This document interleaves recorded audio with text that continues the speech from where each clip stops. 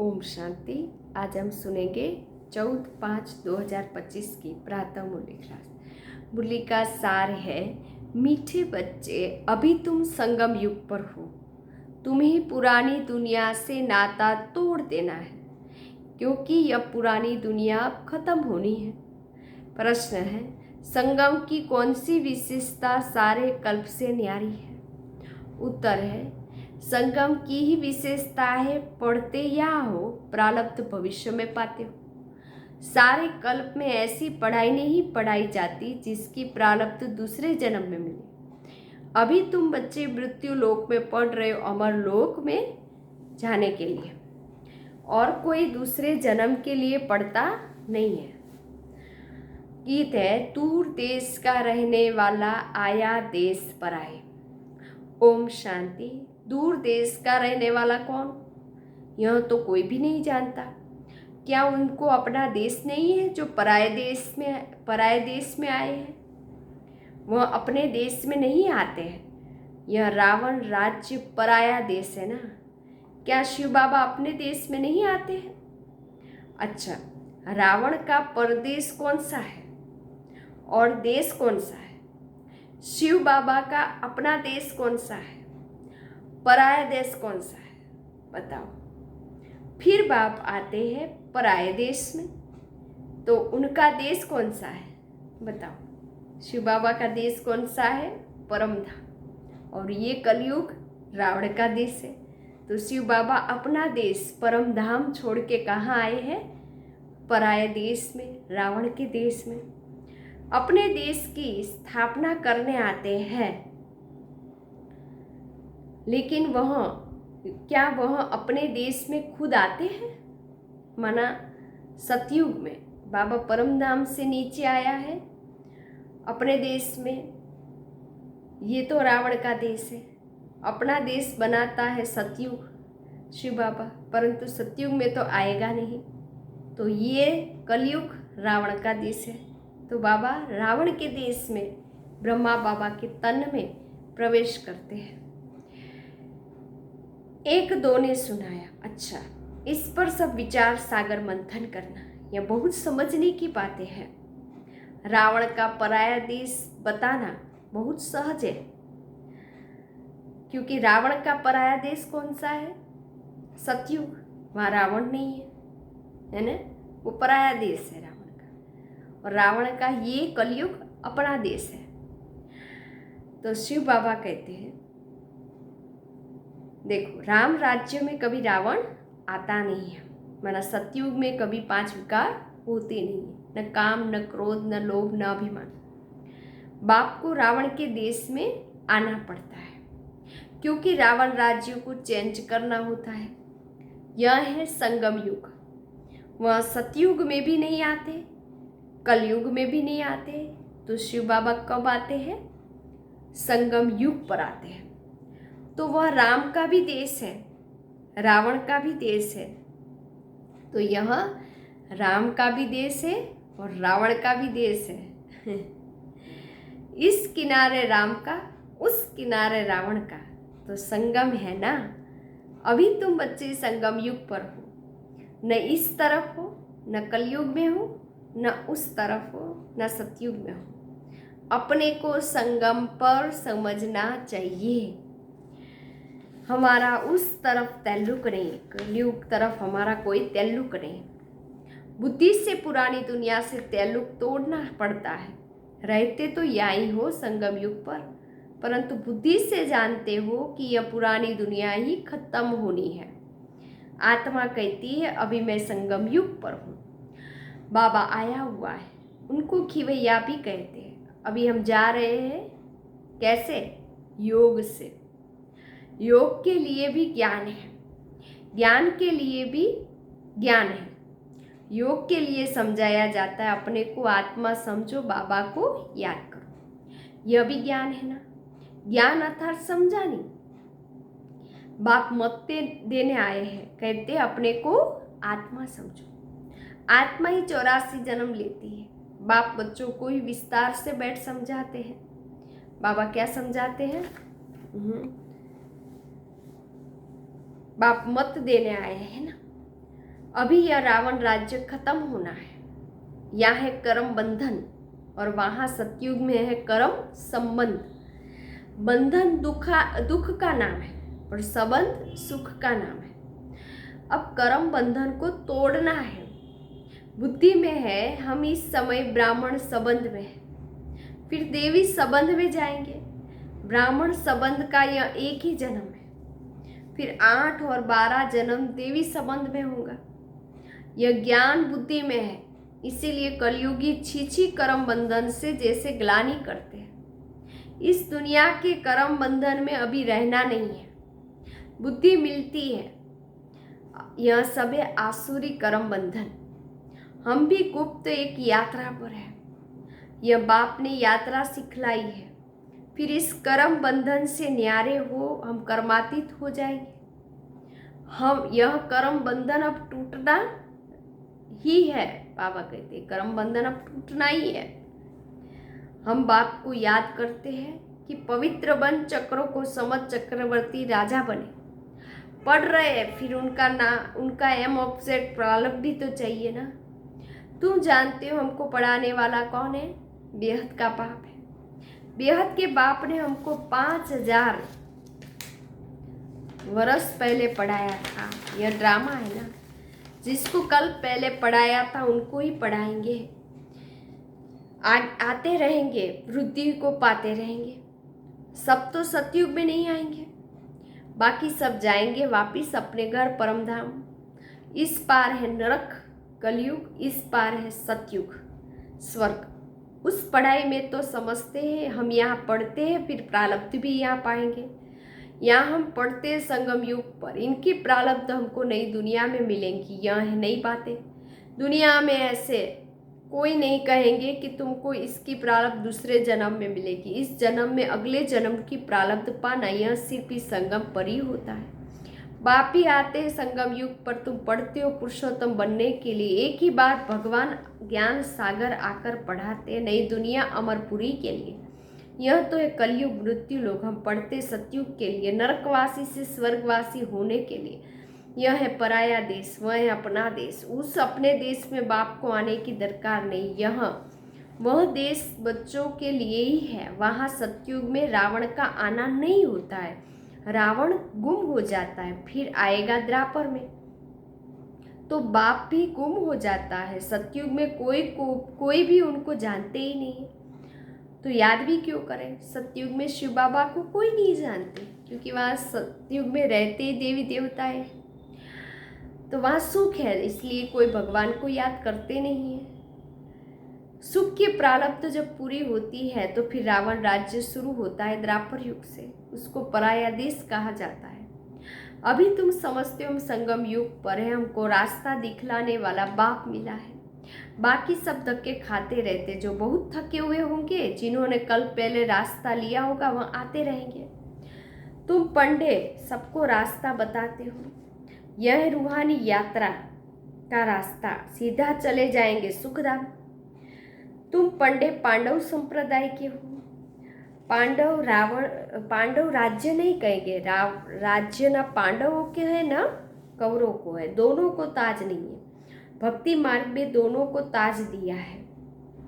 अगर दे भी तो भी कौरवों को लाइट का ताज नहीं देंगे, पवित्रता का ताज कौरवों को नहीं देंगे। पांडवों को भी लाइट नहीं दे सकते, क्योंकि पुरुषार्थी है। चलते चलते गिर पड़ते तब किसको कहते हैं? चलते चलते गिर पड़ते तब किसको देवे? इसीलिए यह सब निशानी विष्णु को दे दी है, क्योंकि वह पवित्र है। सतयुग में सब पवित्र संपूर्ण निर्विकारी होते हैं। पवित्रता की लाइट का ताज है। इस समय तो कोई पवित्र नहीं है। सन्यासी लोग कहलाते हैं कि हम पवित्र हैं, परंतु दुनिया तो पवित्र नहीं है। जन्म फिर भी विकारी दुनिया में ही लेते हैं। यह है रावण की पतितपुरी। पावन राज्य सतयुग नई दुनिया को कहा जाता है। अब तुम बच्चों को बाप बागवान कांटों से फूल बनाते। वह पतित पावन भी है, खिवैया भी है, बागवान भी है। बागवान आए हैं कांटों के जंगल में। तुम्हारा कमांडर तो एक ही है। यादवों का कमांडर चीफ शंकर को कहे? यूं तो वह कोई विनाश कराते नहीं, जब समय होता है तो लड़ाई लगती है। कहते हैं शंकर की प्रेरणा से मुसल आदि बनते हैं। यह सब कहानियां बैठ बनाई है। पुरानी दुनिया खत्म तो जरूर होनी है। मकान पुराना होता है तो गिर पड़ता है, मनुष्य मर जाते हैं, यह पुरानी दुनिया खत्म होनी है। यह सब दब कर मर जाएंगे। कोई डूब मरेंगे, कोई शौक में मरेंगे। बॉम्ब शादी की जहरीली वायु भी मार डालेगी। बच्चों की बुद्धि में है कि अभी विनाश होना ही है। हम उस पार जा रहे हैं। कलयुग पूरा हो, सतयुग की स्थापना होती है, फिर आधा कल्प लड़ाई होती ही नहीं। अभी बाबा आए पुरुषार्थ कराने, यह लास्ट चांस है। देरी की तो फिर अचानक ही मर जाएंगे। मौत सामने खड़ा है। अचानक बैठे बैठे मनुष्य मर जाते हैं। मरने के पहले तो याद की यात्रा करो।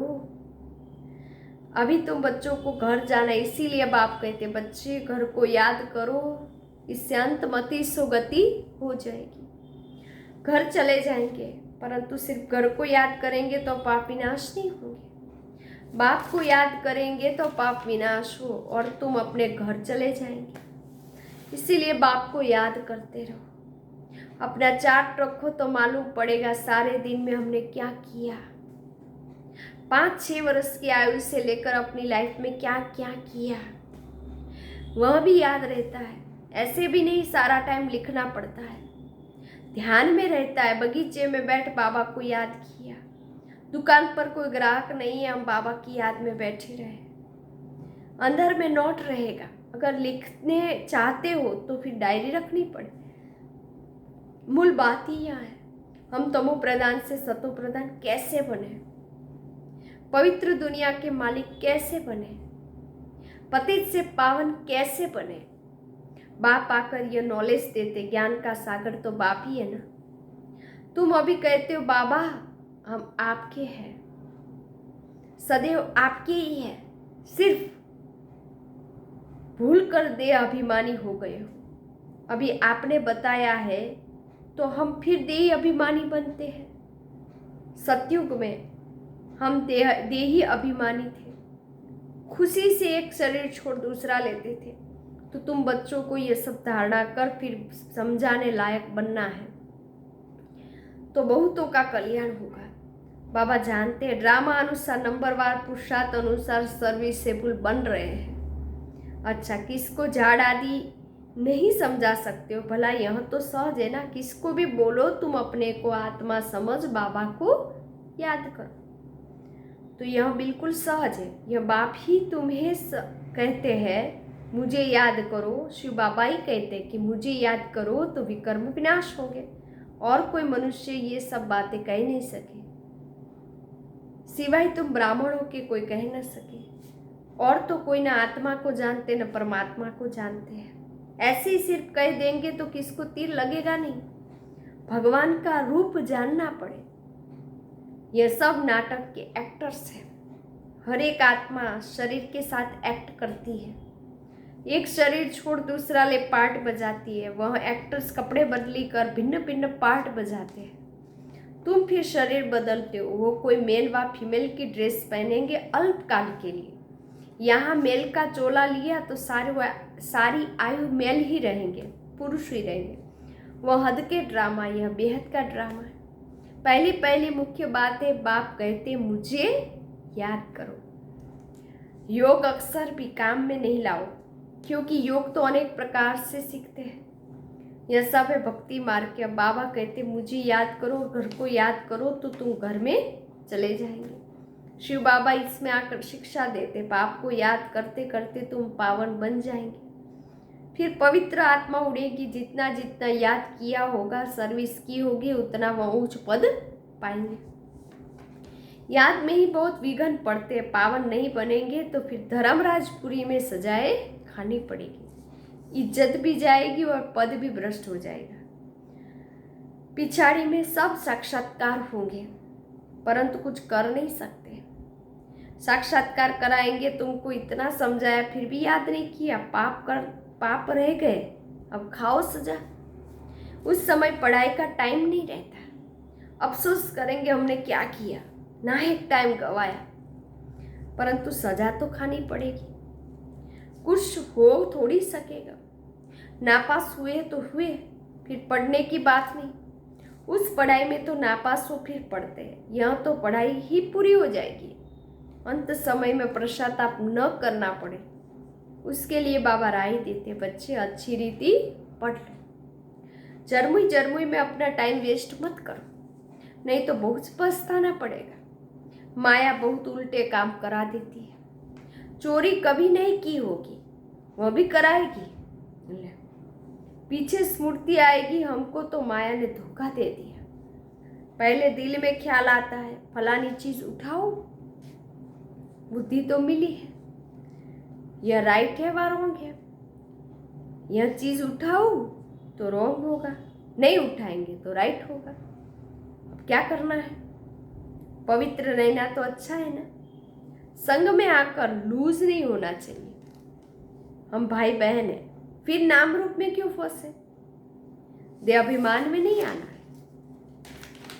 परंतु माया बड़ी जबरदस्त है, माया रोंग काम कराने के संकल्प लाती है। बाबा कहते तुमको रोंग काम नहीं करना है, लड़ाई चलती है फिर गिर पड़ते हैं, फिर राइट बुद्धि आती ही नहीं।